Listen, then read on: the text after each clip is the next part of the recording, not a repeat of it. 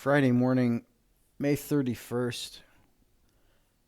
I'm going to do the monthly chart of the Astro Excel for June, but I want to look at something else first on the weekly. You can see that we bottomed out on Wednesday here on the green line. We started up yesterday.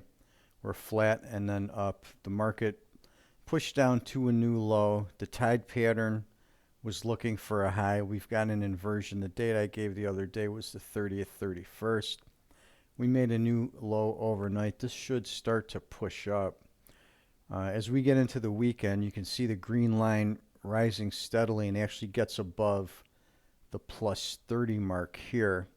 Now I'm going to jump to the first week of June here using the pull down tab on the left. Now you can see what happened when it switched. As we get into the second, we get a little down dip and then we push after this bottom here at 1500 on the second, which is Sunday. We're getting upward pressure above the 30 line into early on the 4th, Tuesday morning.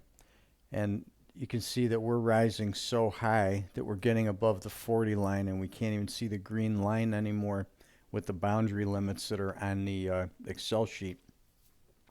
To give you an idea what we're doing here, if you have this material in the spreadsheet from the Perfect Storm book, you can click on sheet 1 and you can see here, you can see the rising numbers on the green line, which are in column E.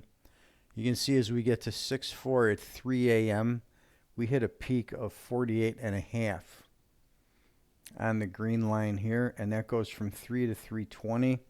That's where the absolute peak is, and I don't even recall an instance of where we've gotten this high, so I think we're in new territory here. So we've got that pressure all the way till 3 a.m. on the 4th, and then we're starting to drop back down out of there until we get back to the zero line late in the week. Okay, let me move to the monthly and we'll take a look at the month of June. Okay, here's what June looks like as we dial in. Here's the early part of the month. You can see the dates along the lower part of the zero line with the times every 8 hours from 0 hour to 8:16 back to 0. Here's the area of the peak on the 4th, right here about 3 a.m. Then the line dives down, kind of levels off on the 7th and is sideways above the -10 line all the way to the 10th, through the 10th, and then it dives down and makes a low here at 5 a.m. on the 11th, down at the -23. And then it's pushing back up, peaks out on the +10 line on the 15th at 2 a.m., kind of bouncing around sideways at the +10 line, then dives back again to another bottom on the 18th at noon, moving back up, getting up above the -10 line on the 19th, and we'll stay there till the 22nd.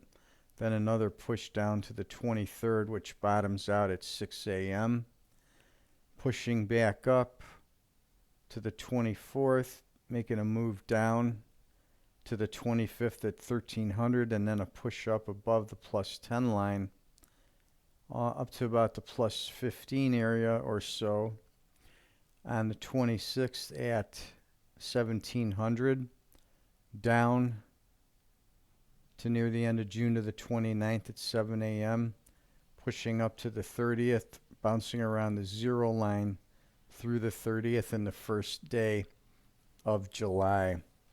The blue line I'll review on the weekly forecast, but this is a little bit of an unusual situation.